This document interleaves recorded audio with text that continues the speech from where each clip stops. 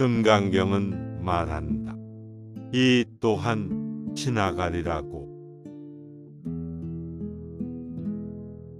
금강경은 당신이 겪고 있는 지금의 문제에 대해 이 또한 지나가리라라고 말하고 있습니다. 첫째, 모든 현상은 꿈과 같습니다. 너무 얽매이지 마십시오.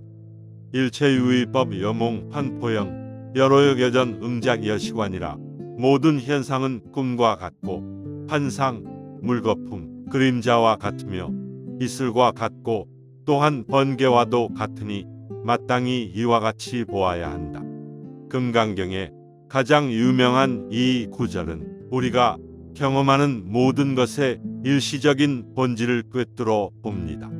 지금 겪는 환희와 고통은 마치 한여름밤의 꿈처럼 아침 안개처럼 흔적 없이 사라질 것입니다.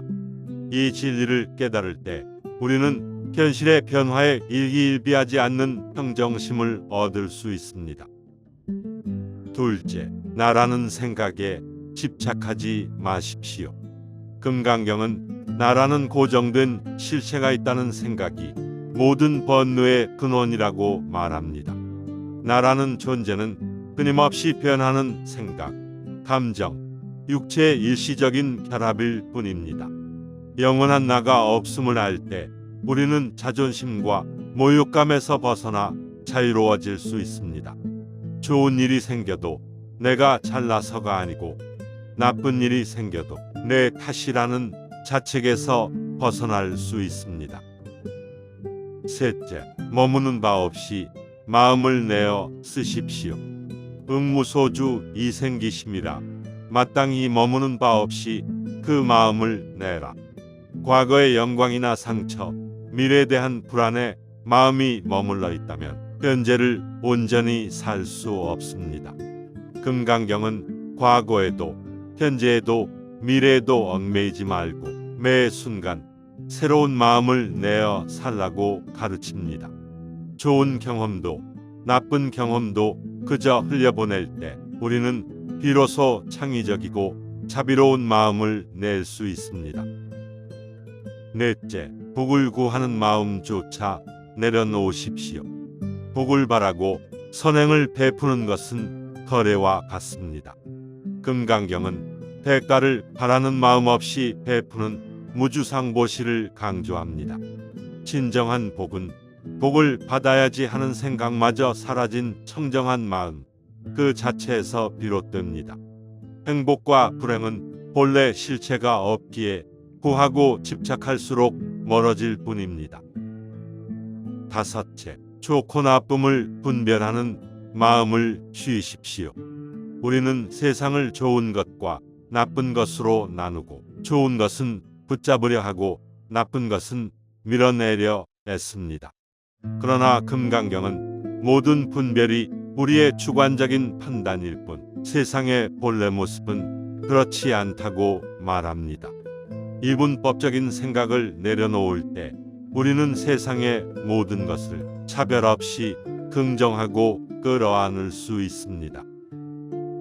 여섯째, 고통의 실체를 바로 보십시오. 고통 그 자체가 문제가 아니라 고통을 대하는 우리의 태도가 고통을 증폭시킵니다. 금강경의 가르침에 따르면 고통 또한 다른 모든 현상과 마찬가지로 영원하지 않은 일시적인 것입니다. 고통의 파도가 밀려올 때 그것을 붙잡고 저항하기보다 그저 지나가도록 지켜보십시오. 고통의 무상함을 통찰할 때 우리는 더 큰 고통의 구렁텅이에서 벗어날 수 있습니다. 일곱 번째, 진정한 나는 변화 속에 있습니다. 우리는 안정과 불변을 갈망하지만 우주의 본질은 끊임없는 생성과 변화입니다. 강물이 항상 흐르듯 우리의 삶도 한순간도 멈춰 있지 않습니다. 오늘의 성공이 내일의 실패가 될 수 있고 오늘의 슬픔이 내일의 기쁨의 씨앗이 될 수 있습니다. 변화를 거부하지 않고 그 흐름에 몸을 맡길 때 우리는 삶의 역동적인 에너지를 온전히 누릴 수 있습니다. 8번째, 모든 것은 서로 연결되어 있음을 아십시오. 세상의 모든 존재는 독립적으로 존재하는 것이 아니라 서로 의지하며 연결된 연기적 존재입니다. 나에게 닥친 시련이 오롯이 나만의 것이 아니며 나의 기쁨 또한 나 혼자만의 노력으로 이룬 것이 아닙니다. 이러한 연결성을 자각할 때 우리는 겸손해지고 타인의 아픔에 공감하며 더 큰 자비심을 발휘할 수 있습니다. 9번째, 보이는 형상에 속지 마십시오. 우리가 눈으로 보는 세상은 끊임없이 변하는 현상일 뿐 그 너머의 본질이 아닙니다. 부와 명예, 아름다운 외모 등 눈에 보이는 것들은 모두 시간의 흐름 속에 쓰러져 가는 것들입니다. 금강경은 이러한 겉모습에 집착하지 말고 그 모든 것을 잊게 하는 근원적인 생명과 지혜를 보라고 가르칩니다. 10번째, 놓아줌으로써 진정한 자유를 얻으십시오. 결국 이 또한 지나가리라는 메시지는 내려놓음과 놓아줌의 지혜로 귀결됩니다. 손에 쥔 것을 놓지 않으면 새로운 것을 잡을 수 없듯 과거의 기억과 미래의 기대를 모두 내려놓을 때 우리는 비로소 현재라는 가장 큰 선물을 받을 수 있습니다. 그리고 그 현재 속에서 어떤 것에도 구애받지 않는 진정한 마음의 자유와 평화를 누리게 될 것입니다. 앞서 말씀드린 금강경의 메시지를 하나씩 깊게 살펴보도록 하겠습니다. 금강경에는 우리 삶의 본질을 꿰뚫는 유명한 가르침이 하나 있습니다. 모든 만들어진 현상은 꿈과 같고 환상, 물거품, 그림자 같으며 이슬이나 번개와도 같으니 마땅히 이와 같이 보아야 한다는 내용입니다. 이 구절은 우리가 살면서 마주하는 모든 일들이 영원하지 않고 일시적이라는 사실을 알려줍니다. 먼저 여기서 말하는 만들어진 현상이라는 단어를 이해할 필요가 있습니다. 불교에서는 이를 유의법이라고 부릅니다. 유의법이란 여러 원인과 조건이 서로 만나 일시적으로 생겨난 모든 것을 의미합니다. 예를 들어 책상 하나가 있으려면 나무와 못 그리고 목수의 노력이 필요합니다. 이처럼 우리의 감각으로 경험하는 세상의 모든 사물과 사건, 심지어 우리의 생각이나 감정까지도 수많은 조건이 모여 잠시 나타난 것에 불과합니다. 따라서 금강경의 가르침은 이러한 유의법의 6가지 속성을 비유를 통해 설명합니다. 첫째는 꿈과 같다는 것입니다. 우리는 꿈을 꾸는 동안에는 그 안의 일들이 진짜라고 생생하게 느낍니다. 하지만 잠에서 깨어나면 모든 것이 헛된 것임을 바로 알게 됩니다. 우리의 인생도 이와 같아서 지금 겪는 기쁨이나 슬픔이 영원할 것처럼 느껴지지만 긴 시간의 흐름 속에서 보면 한바탕의 꿈과 다르지 않습니다. 둘째는 환상과 같다는 것입니다. 환상이란 마술사가 만들어낸 허상처럼 실제로는 존재하지 않지만 있는 것처럼 보이는 것을 말합니다. 우리가 추구하는 부와 명예, 권력 같은 것들이 바로 이와 같습니다. 그것들은 실체가 없지만 우리는 그것이 진짜 가치 있는 것이라고 믿고 평생을 바쳐 쫓습니다. 그러나 그것들은 결국 사라지는 신기루와 같습니다. 다음으로 물거품과 그림자에 비유합니다. 물거품은 물 위에서 잠시 아름다운 모양을 뽐내다가 힘없이 터져 사라집니다. 우리의 존재나 우리가 이룬 성취도 이 물거품처럼 한순간에 사라질 수 있는 연약한 것입니다. 또한 그림자는 빛과 물체가 있어야만 생겨나고 그 자체로는 아무런 실체가 없습니다.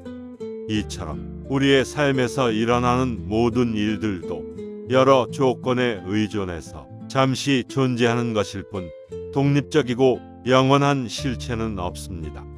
마지막 비유는 이슬과 번개입니다. 아침 풀잎에 맺힌 이슬은 햇살이 비추면 흔적도 없이 사라집니다. 우리가 소중하게 여기는 젊음이나 건강도 이 아침 이슬처럼 짧은 시간 동안만 머물다 갑니다. 번개는 어두운 밤하늘을 순간적으로 밝혔다가 순식간에 사라집니다. 우리의 목숨 또한 이 번개처럼 찰나의 순간에 지나지 않는다는 것을 부처님께서는 알려주고자 하셨습니다. 그러나 우리는 이러한 진리를 잊고 살아갑니다. 눈앞의 즐거움이 영원할 것이라 믿고 현재의 고통이 끝나지 않을 것이라 절망합니다. 부처님께서는 이러한 착각이 바로 괴로움의 근원이라고 말씀하셨습니다. 이것은 불교의 근본 교리인 사성제, 즉 네 가지 성스러운 진리 중 첫 번째인 고성제에서 명확히 드러납니다. 고성제란 삶은 본질적으로 괴로움이라는 진리를 말하는데, 이 괴로움은 바로 변하는 것을 변하지 않을 것이라고 믿고 집착하는 데서 비롯됩니다. 모든 것이 변하는 이유는 세상이 연기의 법칙으로 움직이기 때문입니다. 연기란 모든 현상이 혼자 힘으로 존재하는 것이 아니라 무수한 원인과 조건들이 서로 연결되어 의존한다는 부처님의 위대한 가르침입니다. 부처님께서는 이것이 있으므로 저것이 있고 이것이 생겨나므로 저것이 생겨난다고 설명하시며 세상의 모든 존재가 그물망처럼 얽혀 있음을 알려주셨습니다. 좋은 조건이 모이면 좋은 결과가 나타나고 나쁜 조건이 모이면 나쁜 결과가 나타날 뿐 그 결과 자체가 고정된 실체는 아닙니다.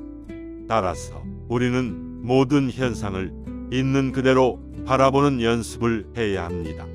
금강경의 마지막 구절에 마땅히 이와 같이 보아야 한다고 한 것은 바로 이러한 지혜로운 관찰을 의미합니다. 이것은 단순히 눈으로 보는 행위를 넘어 모든 현상이 꿈과 같고 이슬과 같다는 일시적인 본질을 꿰뚫어 보는 통찰입니다. 지금 나에게 일어나는 일이 기쁜 일이든 슬픈 일이든 그것이 영원하지 않다는 사실을 아는 것입니다. 그럼에도 불구하고 우리는 감정의 변화를 쉽게 받아들이지 못합니다. 좋은 일이 생기면 더 오래 붙잡고 싶어하고 괴로운 일이 닥치면 빨리 없애버리고 싶어 합니다. 하지만 이런 마음 자체가 또 다른 괴로움을 만듭니다.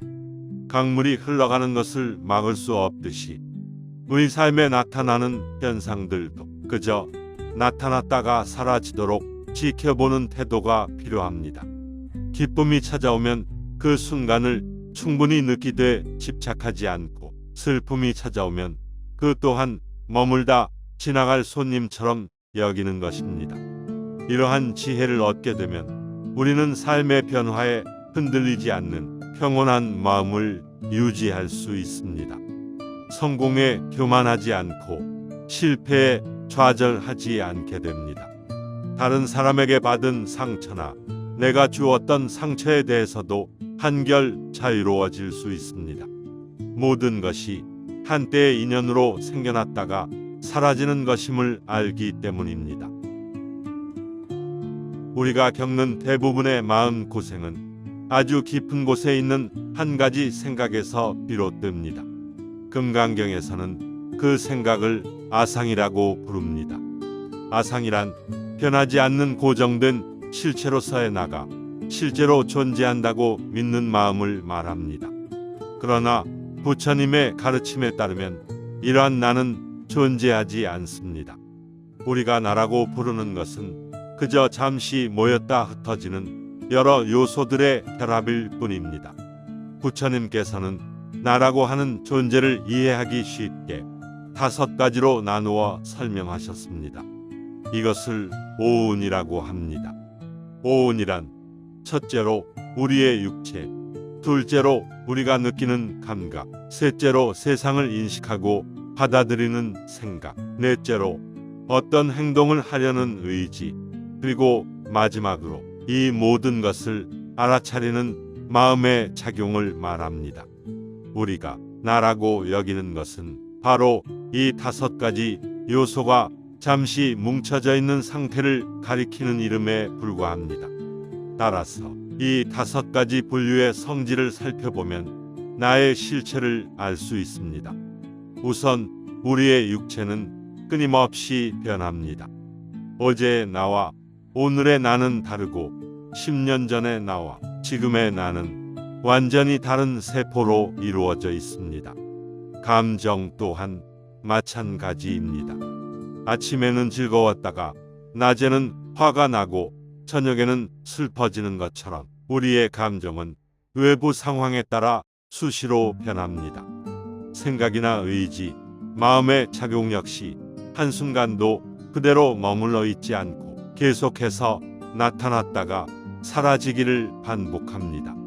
그러나 우리는 이 끊임없이 변하는 5가지 요소의 묶음을 마치 영원하고 독립적인 나인 것처럼 착각합니다. 그리고 이 가짜 나를 보호하고 만족시키기 위해 평생을 애쓰며 살아갑니다. 다른 사람이 나를 칭찬하면 우쭐해지고 비난하면 모욕감을 느끼는 이유가 바로 여기에 있습니다. 내가 가진 물건, 내가 이룬 성과, 나의 명예를 진짜 나의 일부라고 여기기 때문에 그것들이 위협받으면 극심한 고통을 느낍니다. 그럼에도 불구하고 이 진리를 제대로 이해하면 우리는 수많은 괴로움에서 벗어날 수 있습니다. 영원한 나라는 것이 본래부터 없다는 사실을 알게 되면 다른 사람의 말이나 행동에 쉽게 상처받지 않습니다. 칭찬을 들어도 그것은 여러 좋은 조건이 만들어낸 일시적인 결과일 뿐 내가 특별히 잘나서가 아니라고 생각하게 됩니다. 반대로 실패하거나 비난을 받아도 그것이 나의 고정된 본질이 아니라는 것을 알기에 지나친 자책감에 빠지지 않을 수 있습니다. 이것은 결코 삶을 무책임하게 살라는 의미가 아닙니다. 오히려 불교의 또 다른 핵심 가르침인 연기법에 따라 모든 결과는 원인과 조건에 의해 만들어진다는 것을 이해하는 것입니다. 연기란 모든 것이 서로 의존하여 존재한다는 법칙입니다. 따라서 좋은 결과는 좋은 행동이라는 조건에서 비롯되고 나쁜 결과는 나쁜 행동이라는 조건에서 비롯됩니다. 이것은 나라는 실체가 있어서가 아니라 그러한 조건들이 모였기 때문에 일어나는 자연스러운 과정입니다. 따라서 나라는 생각에 대한 집착을 내려놓는 연습은 우리를 겸손하게 만듭니다. 좋은 일이 생기면 그것이 나 혼자의 힘이 아니라 주변의 수많은 도움과 조건 덕분임을 알게 되어 감사하는 마음을 갖게 됩니다. 또한 다른 사람의 허물을 보았을 때도 그 사람의 본성이 악해서가 아니라 그저 좋지 않은 조건 속에 있기 때문이라고 이해하게 되어 비난보다는 연민의 마음을 낼 수 있습니다.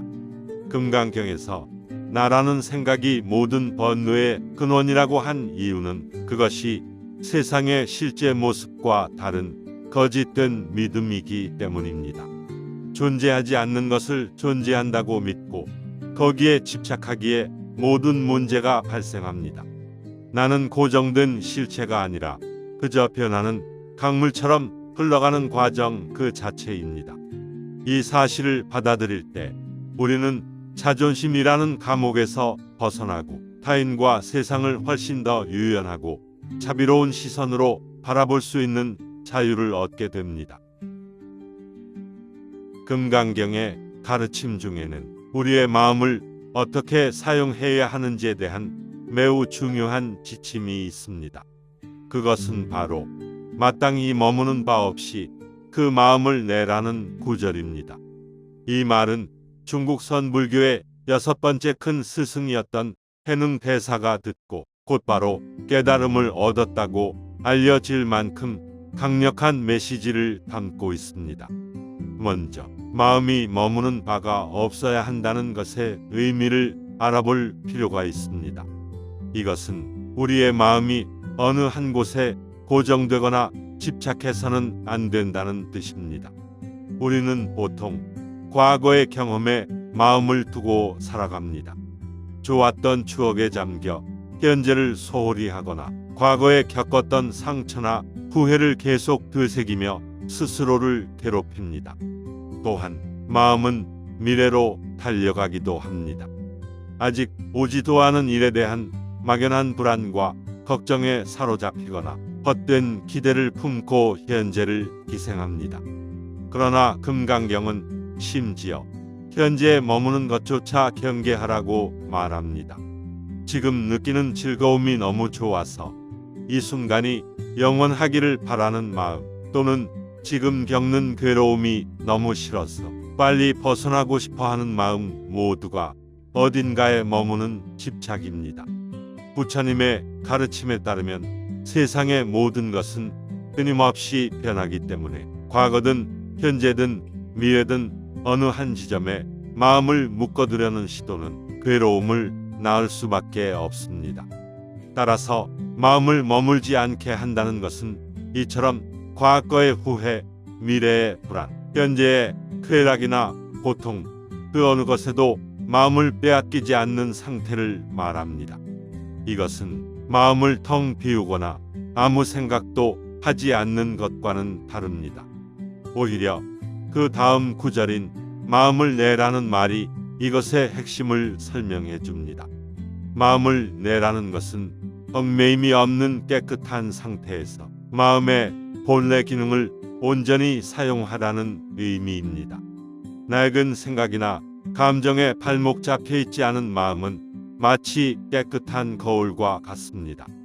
이러한 마음은 눈앞의 상황을 왜곡 없이 있는 그대로 비추고 그 상황에 가장 알맞은 최선의 지혜와 행동을 자연스럽게 일으킵니다.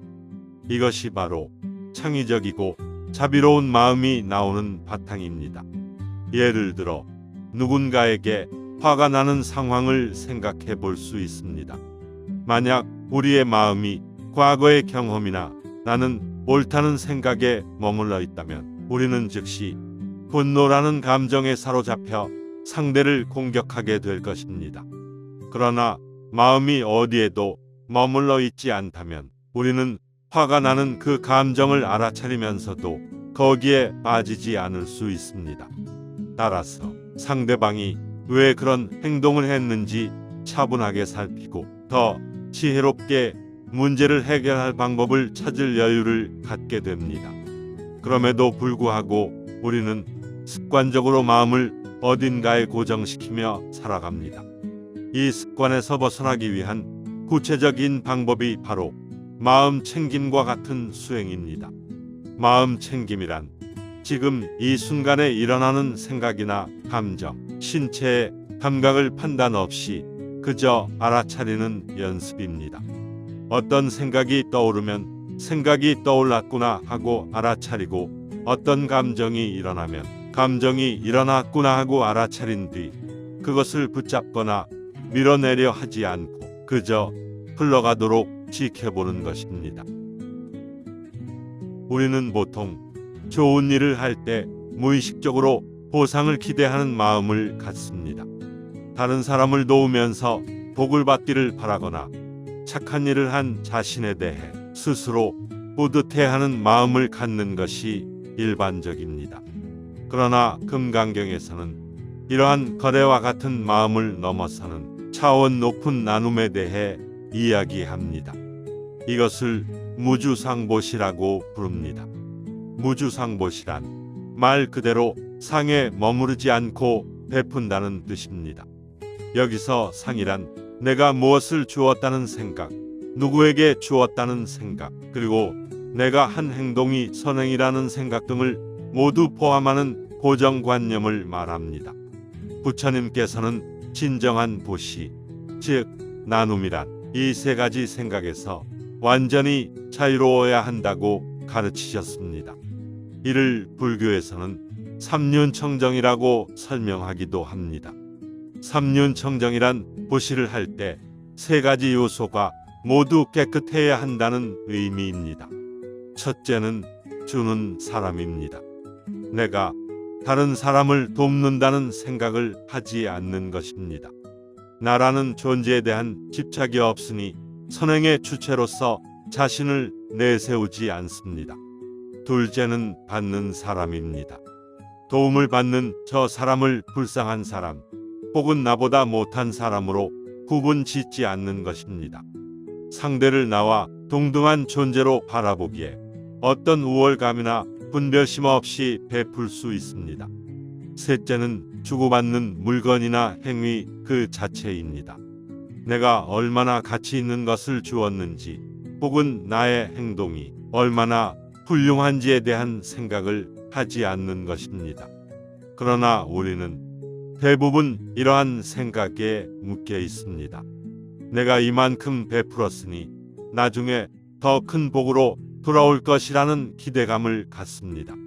이러한 마음으로 행하는 선행은 그 복이 유한하다고 부처님께서는 말씀하셨습니다. 왜냐하면 그 행위의 동기가 나라는 좁은 울타리 안에 갇혀 있기 때문입니다. 그것은 진정한 의미의 자비심이라기보다는 자신을 위한 투자에 가깝습니다. 따라서 금강경은 복을 얻기 위해 보시하는 보살, 즉 깨달음을 구하는 수행자는 그 복이 크지 않다고 분명히 말합니다. 역설적이게도 진정으로 헤아릴 수 없이 큰 복은 보시에 대한 어떠한 대가도 바라지 않는 마음에서 생겨납니다. 복을 받아야겠다는 생각 자체를 완전히 내려놓았을 때 그 마음이 비로소 청정해지며 그 행위의 공덕이 무한히 커지는 것입니다. 이것이 가능한 이유는 세상의 모든 것이 본래 실체가 없다는 공의 이치와 통하기 때문입니다. 공이란 모든 것이 텅 비어 있다는 뜻이지만 아무것도 없다는 허무주의와는 다릅니다. 이는 모든 사물이나 현상이 독립적으로 존재하지 않고 수많은 원인과 조건에 의해 서로 의존하여 잠시 존재하는 것이므로 고정된 실체가 없다는 의미입니다. 이러한 관점에서 보면 주는 나도 받는 상대도 주고받는 행위도 모두 독립적인 실체가 아니라 서로 연결된 관계 속의 한 현상일 뿐입니다. 그럼에도 불구하고 대가를 바라는 마음 없이 순수하게 베푸는 것은 쉽지 않은 일입니다. 그렇기 때문에 이것은 꾸준한 연습이 필요한 수행의 한 과정입니다. 처음에는 작은 것부터 시작할 수 있습니다. 길을 묻는 사람에게 친절히 답해 주고 나서 고맙다는 말을 기대하지 않는 연습, 다른 사람을 위해 작은 배려를 하고 나서 아무도 알아주지 않아도 서운해하지 않는 연습이 바로 그것입니다. 복을 구하는 마음조차 내려놓으라는 가르침은 우리에게 행복의 본질에 대해 다시 생각하게 합니다. 행복과 복은 무언가를 구하고 집착해서 얻어지는 것이 아니라 오히려 무언가를 바라던 마음을 내려놓을 때 저절로 찾아오는 것임을 알려줍니다. 우리의 마음은 쉴 새 없이 세상을 둘로 나누는 습관을 가지고 있습니다. 이것은 좋은 것, 저것은 나쁜 것이라고 이름 붙이고 이 사람은 옳은 사람, 저 사람은 틀린 사람이라고 선을 긋습니다. 그리고는 좋은 것은 붙잡으려 하고 나쁜 것은 밀어내려고 애쓰면서 스스로 피곤한 삶을 만들어 갑니다. 이러한 분별하는 마음을 불교에서는 분별심이라고 부르며 이것이 수많은 갈등과 번뇌를 일으키는 원인이라고 봅니다. 그러나 금강경을 비롯한 여러 불교 경전은 이러한 이분법적인 구분이 우리의 주관적인 생각일 뿐 세상의 본래 모습은 그렇지 않다고 가르칩니다. 세상은 본래 좋고 나쁨, 옳고 그름이라는 이름표가 붙어있지 않습니다. 그 모든 이름표는 우리의 마음이 필요에 따라 만들어 붙인 것에 지나지 않습니다. 예를 들어 비가 내리는 현상은 그 자체로 좋거나 나쁜 것이 아닙니다. 농부에게는 단비가 되어 좋은 것이지만 소풍을 가는 사람에게는 굳은 비가 되어 나쁜 것이 됩니다. 이처럼 사건의 가치는 고정되어 있지 않고 그것을 경험하는 사람의 입장과 조건에 따라 계속해서 변합니다. 이것은 모든 것이 서로 의존하여 존재한다는 연기의 법칙으로 설명할 수 있습니다. 연기란 세상에 독립적으로 존재하는 것은 아무것도 없으며 모든 것이 원인과 조건의 관계 속에서만 존재한다는 부처님의 가르침입니다. 좋음은 나쁨이 있기에 존재하고 깨끗함은 더러움이 있기에 의미를 갖습니다. 이처럼 서로가 서로에게 의존하는 세상의 이치를 불교에서는 불이라고 표현하기도 합니다. 불이란 불이 아니라는 뜻으로 서로 다른 것처럼 보이는 모든 대립적인 개념들이 사실은 분리될 수 없는 하나의 전체임을 의미합니다. 이러한 가르침은 특히 유마경이라는 경전에서 잘 드러납니다.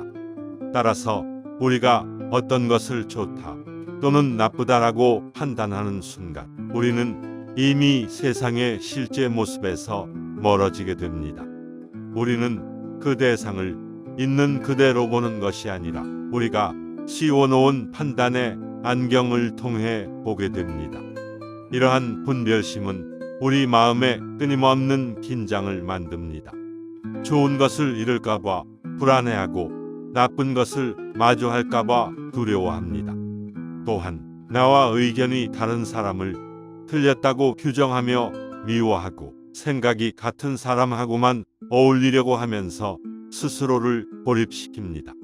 그럼에도 불구하고 좋고 나쁨의 구분을 내려놓으라는 말이 옳고 그름이 없는 것처럼 행동하라는 의미는 결코 아닙니다. 다른 사람에게 해를 끼치는 행동은 분명히 해로운 결과를 낳는 어리석은 행동입니다. 여기서 중요한 것은 행동의 결과를 분별하는 것과 행위자를 미워하며 단죄하는 것을 구분하는 것입니다. 즉, 어떤 행동이 해롭다는 것을 분명히 알되 그 행동을 한 사람을 절대적인 악인이라고 낙인 찍지 않는 것입니다. 그 사람 역시 수많은 원인과 조건 속에서 그런 행동을 하게 된 불완전한 존재임을 이해할 때 우리는 미움 대신 연민의 마음으로 문제에 접근할 수 있습니다. 이러한 분별심을 쉬게 하는 구체적인 방법은 바로 우리의 마음을 관찰하는 것입니다. 어떤 사람이나 상황을 마주했을 때 내 마음이 자동적으로 어떤 이름표를 붙이는지 알아차리는 연습입니다. 이것은 좋은 것이라는 생각이 떠오를 때, 아, 내가 좋다고 판단하고 있구나 하고 한 걸음 물러서서 바라보는 것입니다. 저 사람은 나쁜 사람이라는 생각이 떠오를 때, 아, 내가 저 사람을 나쁘다고 규정하고 있구나 하고 자신의 생각의 습관을 알아차리는 것입니다. 좋고 나쁨을 분별하는 마음을 쉬라는 것은 세상을 흑백으로 나누던 좁은 시야에서 벗어나 다채로운 세상의 본 모습을 있는 그대로 받아들이라는 초대입니다. 이분법적인 생각을 내려놓을 때 우리는 불필요한 감정 소모에서 벗어나 마음의 평화를 얻을 수 있습니다. 우리는 살면서 수많은 고통을 마주합니다. 그러나 부처님께서는 고통을 바라보는 우리의 관점을 바꿈으로써 그 고통에서 벗어날 수 있는 길을 제시하셨습니다. 부처님께서는 어떤 사람이 독화살에 맞은 비유를 들어 이를 설명하셨습니다. 첫 번째 화살은 우리가 피할 수 없는 육체적 정신적 고통 그 자체입니다. 그러나 진짜 문제는 우리가 스스로에게 쏘는 두 번째 화살, 즉 그 고통에 대한 우리의 부정적인 반응입니다. 첫 번째 화살은 질병, 상실, 실패 등 우리 삶에서 어쩔 수 없이 일어나는 일들을 말합니다. 이것은 누구도 피할 수 없는 삶의 조건입니다.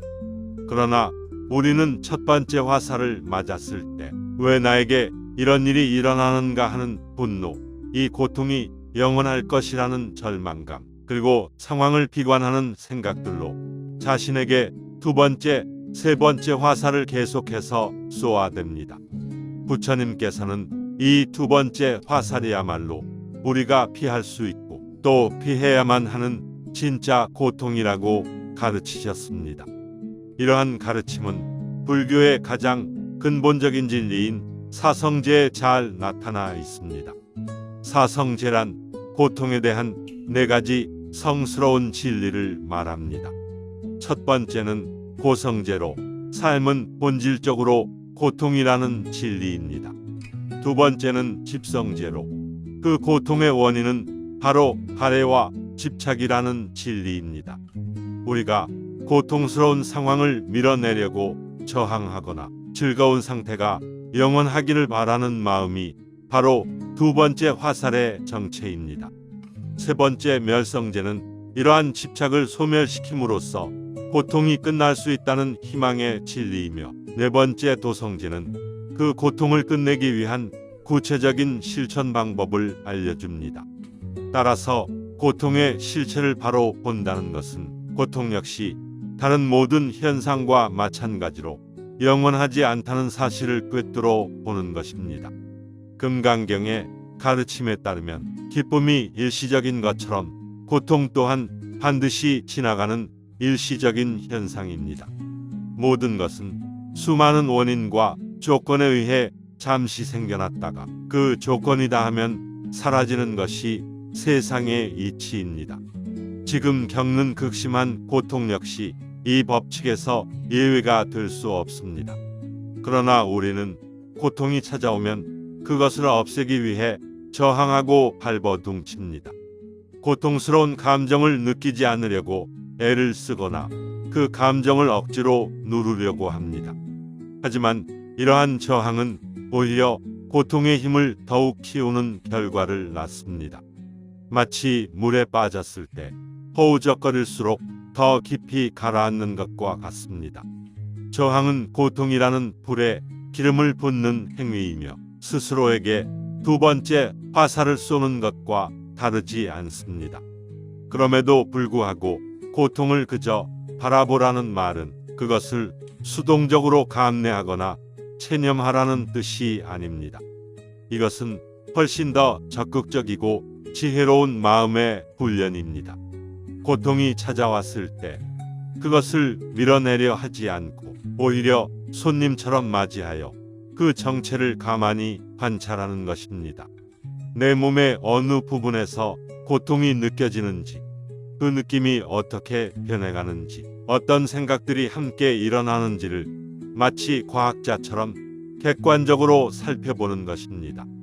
이러한 관찰을 통해 우리는 중요한 사실을 깨닫게 됩니다. 바로 나와 고통이 별개의 것이라는 사실입니다. 우리는 보통 내가 아프다 또는 내가 슬프다라고 생각하지만 관찰을 통해 내 안에서 아픈 감각이 일어나고 있다 또는 슬픈 감정이 일어나고 있다는 것을 알게 됩니다. 이러한 미세한 관점의 변화는 우리에게 고통과 안전한 거리를 만들어줍니다. 고통에 완전히 압도당하는 대신 그것을 알아차리고 지켜보는 주체로서의 힘을 되찾게 되는 것입니다. 고통의 실체를 바로 본다는 것은 삶에서 첫 번째 화살을 피할 수는 없지만 두 번째 화살은 맞지 않을 수 있다는 사실을 아는 것입니다.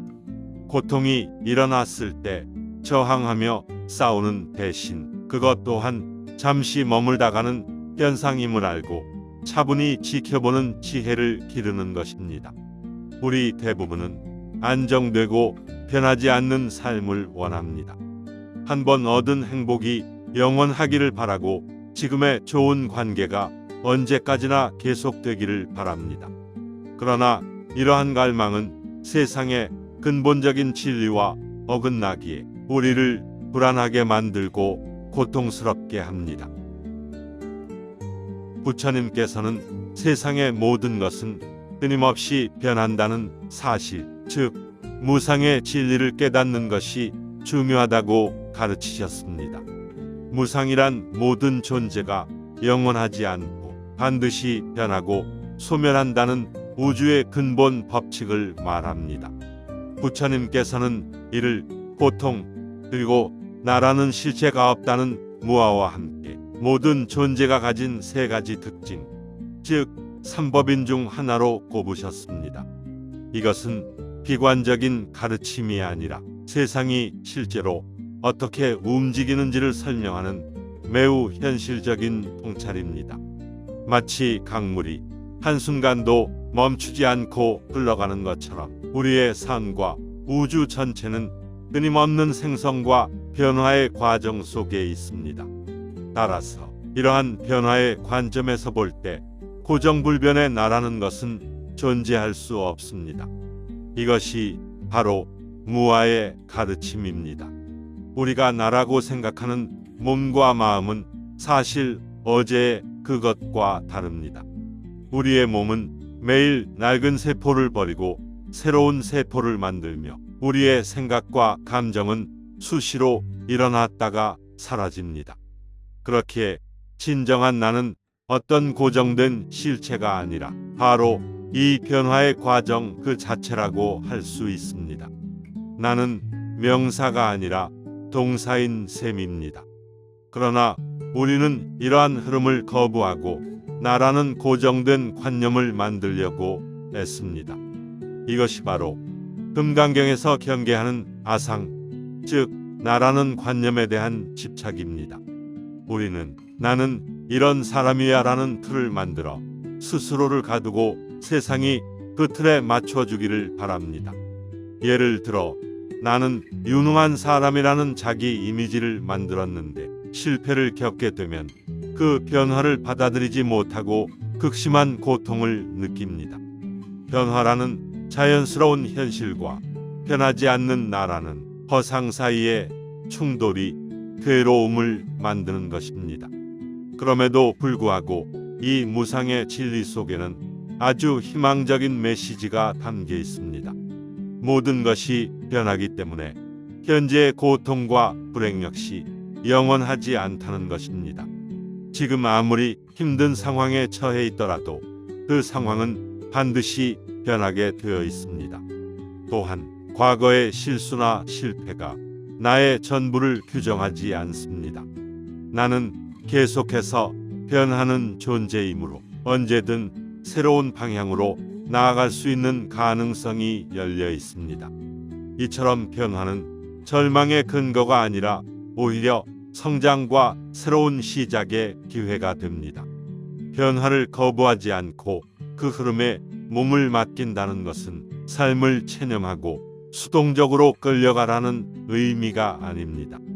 이것은 마치 파도를 타는 서핑 선수처럼 변화의 힘을 이해하고 그 위에서 능숙하게 춤을 추는 것과 같습니다. 서핑 선수는 파도를 만들거나 멈출 수 없지만 파도의 움직임에 자신의 몸을 조화롭게 맡김으로써 그 힘을 온전히 즐길 수 있습니다. 마찬가지로 우리도 삶의 변화라는 피할 수 없는 힘을 인정하고 그것에 유연하게 대응할 때 삶이 가진 역동적인 힘을 경험할 수 있습니다. 우리는 흔히 자기 자신을 세상과 분리된 독립적인 존재로 여깁니다.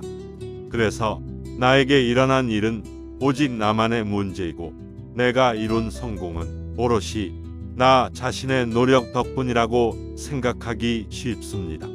그러나 부처님께서는 이러한 생각이 진실과 다르다고 말씀하셨습니다. 부처님의 깨달음의 핵심에는 바로 연기라는 심오한 가르침이 자리 잡고 있습니다.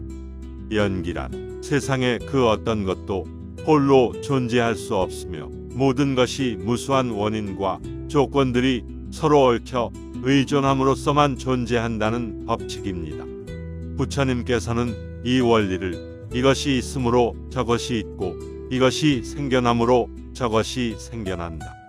이것이 없으므로 저것이 없고 이것이 사라짐으로 저것이 사라진다는 간결한 말로 표현하셨습니다. 이는 우주 만물이 거대한 그물망처럼 서로 연결되어 있음을 의미합니다. 이해하기 쉬운 예를 들어보겠습니다. 우리 앞에 놓인 찻잔 하나를 생각해 봅니다. 이 찻잔은 저절로 생겨난 것이 아닙니다. 찻잔이 만들어지기 위해서는 흙과 물 그리고 불이 필요합니다. 또한 흙을 빚어 찻잔의 모양을 만든 도공의 노력이 있었고 그 찻잔을 가마에서 구운 사람도 있었습니다.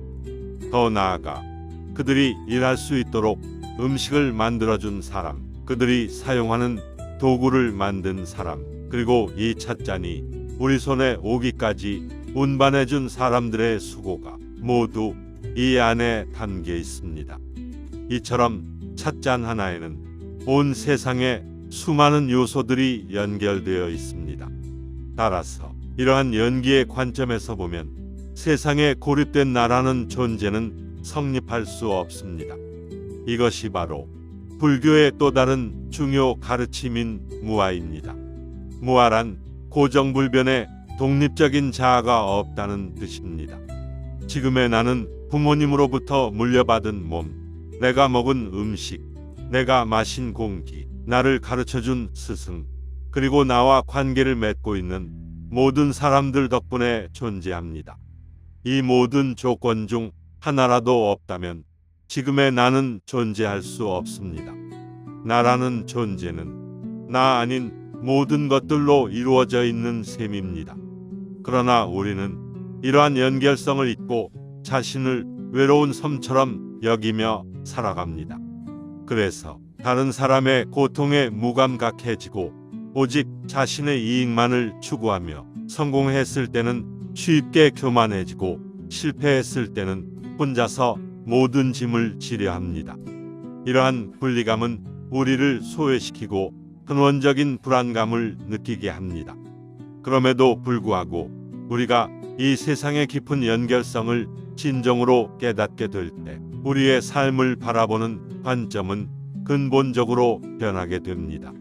첫째로 우리는 겸손해집니다. 나의 성공이 결코 나 혼자만의 힘으로 이룬 것이 아님을 알기에 주변의 모든 존재에게 감사하는 마음을 갖게 됩니다. 둘째로 우리는 더 큰 책임감을 느낍니다.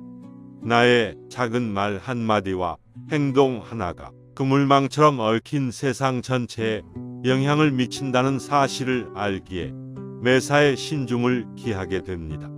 가장 중요한 변화는 자비심의 발현입니다. 자비란 다른 존재의 고통을 함께 느끼고 그것을 덜어주려는 마음입니다. 연기의 진리를 깨달으면 나와 남이 둘이 아니라는 것을 알게 됩니다. 따라서 다른 사람의 고통은 더 이상 남의 일이 아니라 나의 아픔으로 다가옵니다. 다른 사람을 돕는 것이 곧 나 자신을 돕는 일임을 체감하게 되는 것입니다. 나를 포함한 모든 것이 서로 연결되어 있다는 가르침은 우리에게 고립감에서 벗어나 세상과 조화롭게 살아가는 길을 보여줍니다. 나에게 닥친 시련이 나만의 것이 아니되 나의 기쁨 또한 나만의 것이 아닙니다. 우리는 모두 거대한 생명의 그물 안에서 서로를 지탱하며 살아가는 존재입니다. 우리는 눈에 보이는 세상을 진짜라고 믿으며 살아갑니다. 화려한 옷, 비싼 자동차, 사회적인 지위나 명예, 그리고 사람들의 아름다운 외모 같은 것들을 중요한 가치로 여기고 그것을 얻기 위해 많은 노력을 기울입니다. 그러나 금강경은 우리에게 이러한 형상에 속지 말라고 강력하게 경고합니다. 경전의 핵심 구절은 무릇 형상이 있는 것은 모두 다 허망하니 마냥 모든 형상이 형상이 아님을 보면 곧 열애를 보리라고 말합니다. 먼저 여기서 말하는 형상, 즉 상이라는 것이 무엇인지 이해해야 합니다. 상이란 단순히 눈에 보이는 사물의 모양만을 뜻하는 것이 아닙니다. 그것은 우리의 오감으로 경험하는 모든 것, 그리고 우리의 마음 속에서 만들어내는 모든 생각과 관념까지 포함하는 넓은 개념입니다. 예를 들어 나는 똑똑한 사람이라는 생각, 저 사람은 나쁜 사람이라는 판단, 성공이란 이런 거지라는 신념, 모두가 일종의 상입니다. 금강경에서는 특히 자아가 있다는 관념, 계아가 있다는 관념, 중생이 있다는 관념, 영혼이 있다는 관념, 이 네 가지 관념에 집착하는 것이 모든 번뇌의 뿌리라고 지적합니다. 따라서 이러한 모든 형상이 허망하다는 것은 그것들이 모두 거짓되고 실체가 없다는 의미입니다. 왜냐하면 모든 형상은 끊임없이 변하는 무상의 법칙을 따르기 때문입니다. 아무리 아름다운 외모도 세월이 지나면 늙고, 아무리 큰 부와 명예도 언젠가는 사라집니다. 또한 모든 형상은 수많은 원인과 조건이 잠시 모여 만들어진 연기적인 존재일 뿐 독립적이고 영원한 실체는 없습니다. 우리가 붙잡으려는 모든 것은 손가락 사이로 빠져나가는 모래와 같습니다. 그러나 금강경은 여기서 그치지 않고 형상에 속지 않을 수 있는 길을 제시합니다. 모든 형상이 형상이 아님을 보라는 것입니다.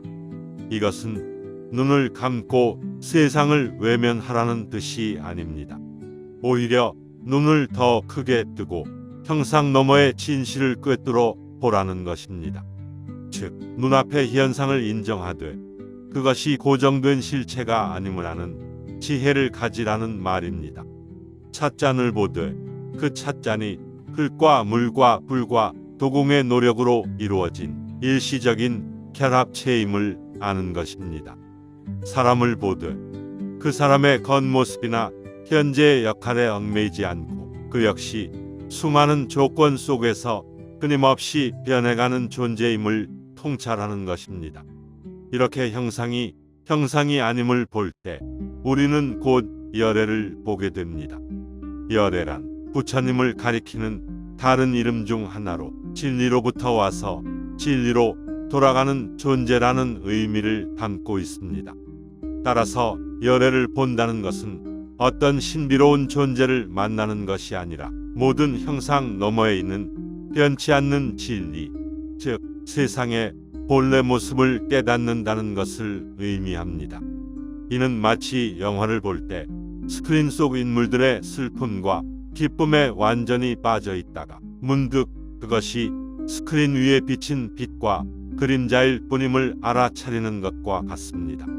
그 순간 우리는 영화의 내용에 흔들리지 않는 스크린의 존재를 인식하게 됩니다.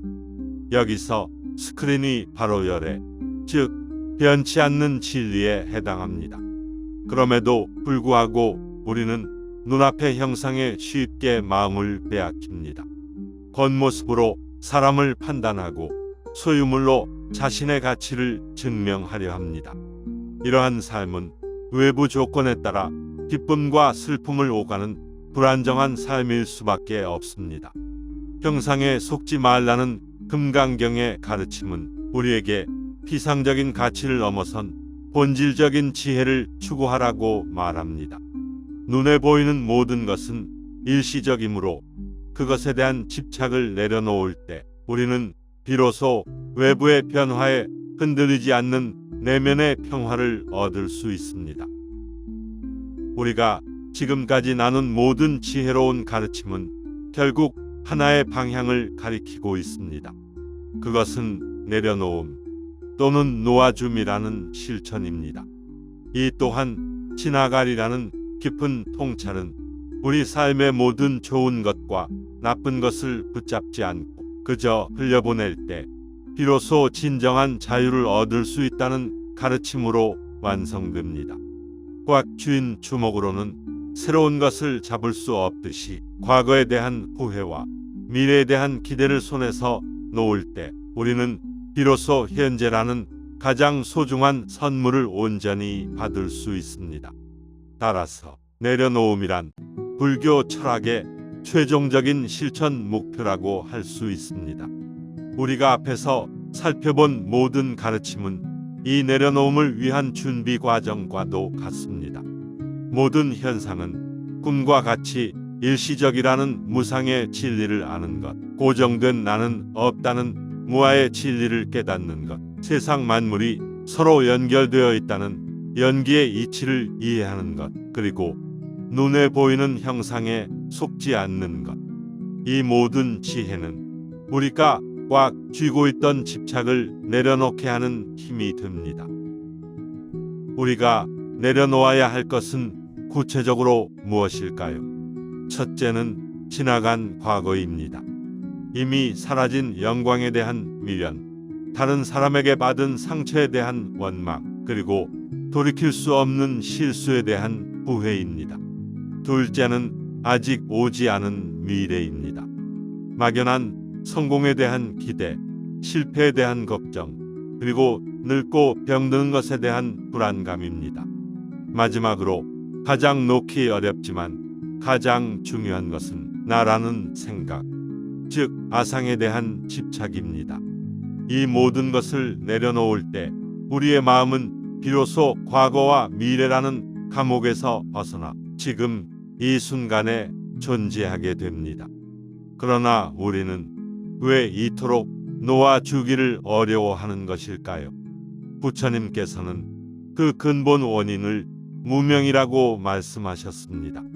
무명이란 진리를 알지 못하는 어리석음, 즉 세상이 끊임없이 변하고 고정된 실체가 없다는 사실을 보지 못하는 마음의 상태를 말합니다. 이 무명 때문에 우리는 변하는 것들 속에서 변하지 않는 안전함을 찾으려 하고 사라질 것들에서 영원한 행복을 구하려고 애씁니다. 이것이 모든 집착과 괴로움의 시작입니다. 그럼에도 불구하고 우리가 이 집착을 내려놓았을 때 얻게 되는 것은 상실이 아니라 완전한 자유입니다. 불교에서는 이 상태를 열반이라고 부릅니다. 열반이란 모든 번뇌의 불꽃이 완전히 꺼진 상태를 의미하며 더 이상 외부의 어떤 조건에도 흔들리지 않는 절대적인 평화와 자유의 경지입니다. 지금까지 살펴본 대로 금강경은 우리에게 완전하고 영원한 대자유에 이르는 길을 제시하고 있습니다. 여러분도 지금까지의 내용을 잘 이해하셔서 완전한 대자유에 이르시기를 기원합니다.